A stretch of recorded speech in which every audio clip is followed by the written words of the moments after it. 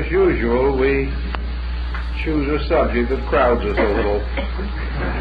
And to attempt anything that is a complete survey of the field in the time that we have is a bit of audacity, but we will do the best we can.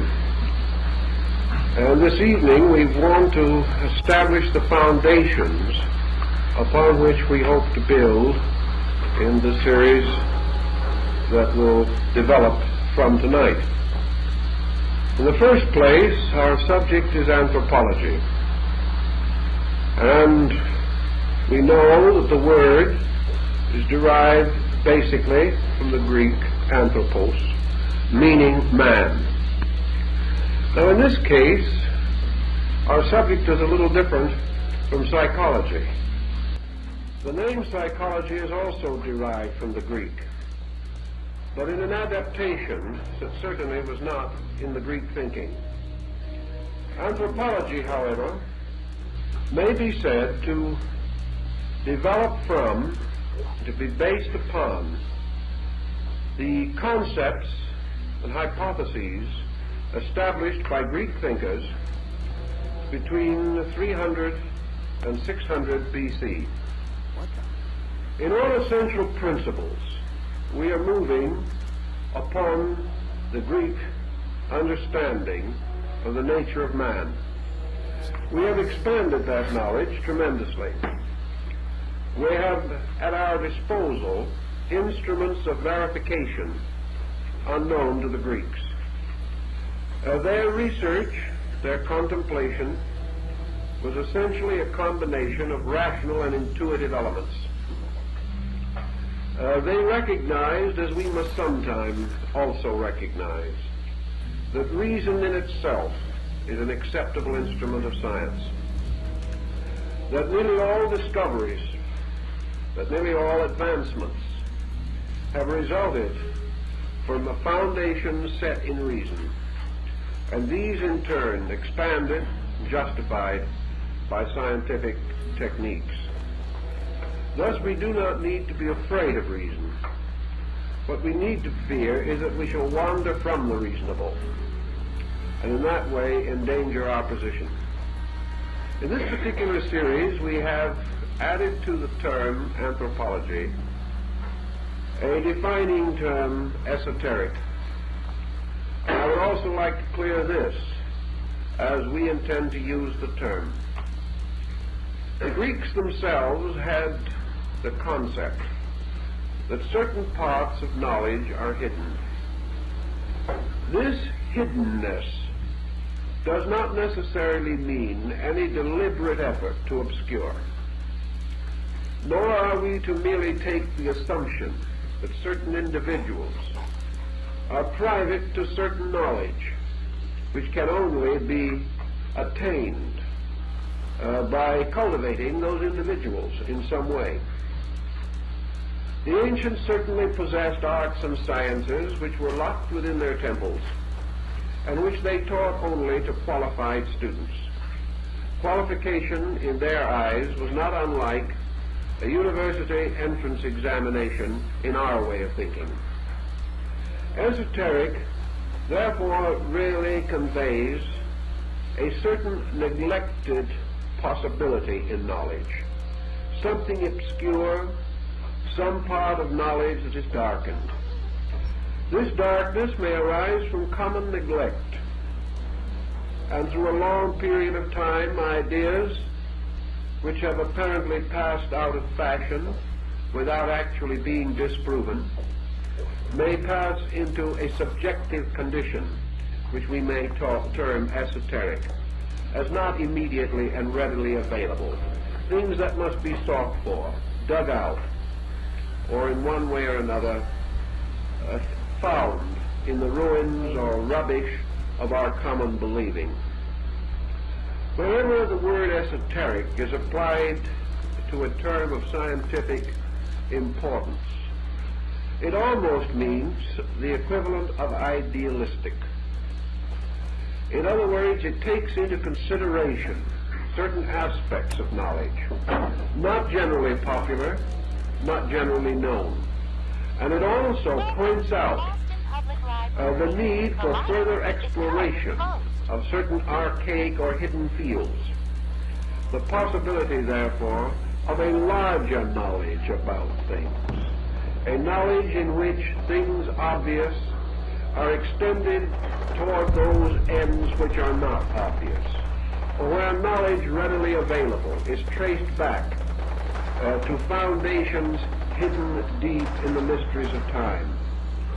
Thus, we do not mean to imply supernatural.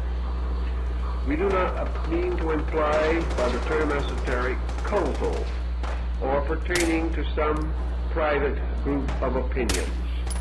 Rather, what we wish to do, if possible, is to restore a larger picture that is generally understood by the principal word, anthropology, to see if we can discover valuable clues in neglected areas, and most of all, to bring idealism into harmony, if possible, with modern scientific research. Esoteric religions are not those essentially apart from other religions, but are usually phases or divisions within a religion. Divisions of persons more deeply concerned with value. And I think that, again, is part of the meaning of our term, esoteric. From the general definition of this subject, then, we must pass to a broader definition of anthropology itself. What is this field? Hey. Anthropology is a science, and is concerned primarily with the origin, development, and social condition of mankind. And that part of anthropology which deals with origin involves many other departments of learning, such as, for instance, archaeology. That which deals with the development of man also calls upon many forms of knowledge. These forms of knowledge having to do with the various biological processes in nature, particularly as these apply to man. And finally, the cultural phase of anthropology includes practically everything that contributes to the progress of man. And especially, I think, in its broader sense, the cultural part is deeply indebted to religion. Even the most conservative anthropologist will admit that there has been no single force operating more continuously upon the life of man than his religious convictions. Thus, all these subjects have to be brought together, made into a workable, useful, practical combination in order that we may understand ourselves, and in the understanding of the general orientation, perhaps come to some valid practical uses. When these are discovered, we drift away a little bit from anthropology and finally discover that it leads us inevitably into the full problem of sociology. All of these elements we have to consider together, although we cannot extend any of them to an extreme point without endangering the area of coverage which we hope to attain. Another perhaps simple way of summing up the problem of man is to say that anthropology traces the internal instincts of man from love of food to love of God. Everything that lies between comes more or less in the story of this unfolding human being. To go back, then, we must now pause for a moment in the field of archaeology. Don't be caught dead! Make a brief protection from Commonwealth weaponry into geology. At this point, let us also call something to our attention that we probably instinctively know, but do not always remember at exactly the right moment. But I got a lot of options. Geology has become a very advanced and specialized subject. And in the course of its development, many brilliant minds have attempted to recreate the primordial world. They have given names to the various periods that have been noted, at least by geological fragments or by speculations upon the formations of various strata and so forth of the world. These names, however, though we have come to use them quite familiarly, are really not names of anything. We speak, for instance, of the Pliocene age. This is not the name for anything. It is a convenient man-made term. And we have to be very careful that we do not mistake words for ideas and become hopelessly bogged down in being contented to memorize the various scales of time and circumstances with which these abstract subjects are burdened, I would feel. Actually, the world, as Galileo said, moves. Everything is in motion continuously. Growth is not a series of sudden steps. Evolution is not climbing from one shelf to another and then pausing for a while. Evolution is motion. Evolution, in the case of man, is motion against another motion, the motion of nature. Let's get you Everything right away. moves. Heaven, earth, and man all move. Actually, I Consequently, need some it is supplies difficult for the for road. us All right, but go to easy on the camera. comprehend all of the circumstances of this motion. And in trying to make it a little more tangible to our thinking, we even go so far as to attempt to assign dates to motion. These date assignments, as most of us realize, are very tricky and not of long endurance in most cases. Various ancient dates are being continuously changed. Every new degree of development, every new discovery that we make, every new instrument for calculating these problems, each will result in due time in a modification or change in the dating of the world. To attempt a basic date would probably be approaching the ridiculous. We do not know. And all learned speculation in this matter is not knowledge. Think you might be overcompensating? It is a hopeful conclusion. It is someone who has achieved sufficient dignity of reputation to put himself out on the end Here of a for new limb clothes? and hope that he will I'll take a look, die sure. before anyone Clothes make cuts the person, limb off. right?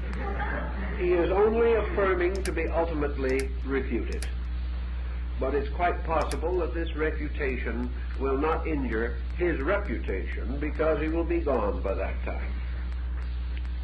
Thus, it is not within our speculation to attempt to date some of these vast cycles. Anyone who is interested in such dating can consult available texts and will find the information in reasonably condensed form. One point, however, we will note, namely that for the last 100 years there has been a consistent tendency to push dates back. Whereas 50 years ago we dealt in the terms of 100,000, 500,000, a million years, relating to the origins of certain universal mysteries, we now prefer to think in the terms of 1,000 million or 5,000 million. And by degrees we get so thin in our thinking on these vast numbers that they are comparatively meaningless to us. We can no longer really conceive their actual meaning, and we doubt if those who use them really can feel or experience anything except a tremendous sense of interval. Beyond that, it is almost impossible to rationalize. The tendency to push back geological date has also been echoed or reflected in the pushing back of anthropological origins. Therefore, we know that we no longer live in the world which believed that man was created 4,000 years before the beginning of the Christian era. We can no longer quite accept this. We must begin to recognize that if this statement had a valid meaning, we have missed the meaning completely and have applied it to something for which it was not intended. We have also lost much interest in the 50,000-year-old man and the 100,000-year-old man. So we now begin to think somewhat in this way, from the standpoint of anthropology, that the processes suitable for the generation of man, for his gradual emergence in nature, and for the processes bringing him up to his present state of uncertain nobility, should be estimated in terms of not less than 1.5 billion years. Now, that's a long time. H.G. Wells pointed out that it was such a long time that what we call the historic era of man is less than an instant in that time. Now, 1.5 billion years is, as we say, purely a symbolic dating. Hardly will we get it spoken before someone will change it. But they will not change it for less. They will change it for more. They will say one day 2 billion. Then someone will be more certain that it is 3 billion. One thing we may be reasonably certain, the date will not be shortened.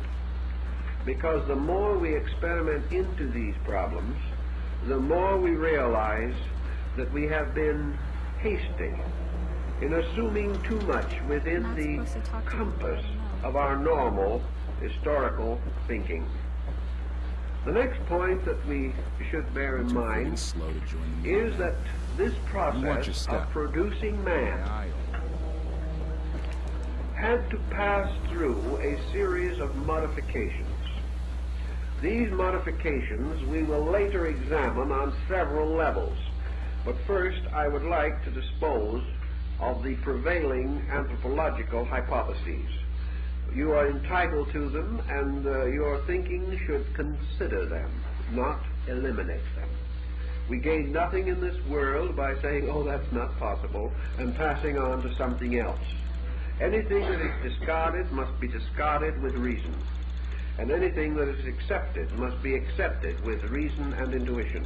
Otherwise, we shall fail in our essential purpose.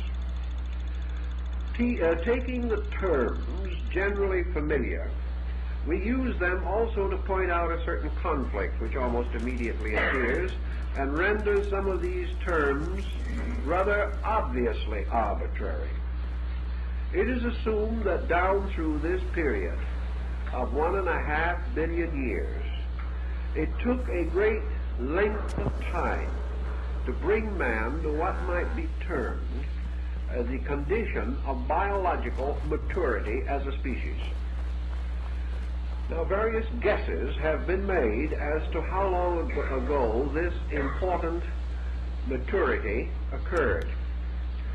The guesses at the present time are running from 500,000 years to about 100,000 years. This does not mean that man prior to that time was not here. It merely means that man prior to that time had a certain psychobiological childhood, that up to a certain period man had not attained to the faculty or power which modern anthropologists feel contributed the most to his progress, and that was the instinct to culture. The instinct to culture had to arise from something. It had to arise from the attainment of certain previous conditions. And the instinct to culture is regarded as a unique attribute of the genus Homo. This instinct to culture is not to be observed in other kingdoms of nature that we can see. And I might also point out that this has caused a bit of concern in some quarters, because it rather definitely assails certain phases of the Darwinian hypothesis. If man is simply the product of nature, a nature which also includes other creatures, indubitably older than himself, or which have attained to what might be termed their biological maturity. Not ours, but theirs. It rather amazes a certain group of anthropologists why the instinct of culture has appeared only in man, if man is part of a common creation. In other words, if all creatures are molded from the same essential, universal essences, substances, principles, how is it that this one element is unique in man? What lies behind this uniqueness? Why is he unique? By what cause or circumstance was this factor or faculty bestowed upon him and withheld from others? And as man has been growing and developing, surrounded by other life in various forms and degrees, for 1.5 billion years or more, how is it that rudimentary traces of this cultural instinct are not appearing in other parallel kingdoms in some way? Why is man so unique? We may point out an exception in the ant or the bee. We may feel that certain cultural instincts do appear in these creatures, but study of them still leaves us in a state of general bewilderment. For we would scarcely have expected a systematic development of culture in this comparatively limited bracket of evolving life. So the cultural instinct arising in man seems to be derived from some independent source. Otherwise, what we like to think today as common experience would have produced it in other creatures. They were in the same environment. If environment causes all, why did it not rub off on them? If environment is the total cause for our cultural individualization, how is it that other creatures in the same environment did not develop also, at least, cultural systems suitable to their own kind? This we find not to be the case, nor can we fully explain even now why this differentiation of creatures, some of which unfold in one way and some in another, and still others seem to disappear entirely in the limbo of time. Thus our anthropological background is essentially and obviously weak. There are so many more questions than there are answers that our only available technique to use in the ordinary sense of the word is to follow the idea that we cannot know why, but must always interpret why as how. The why we simply do not know.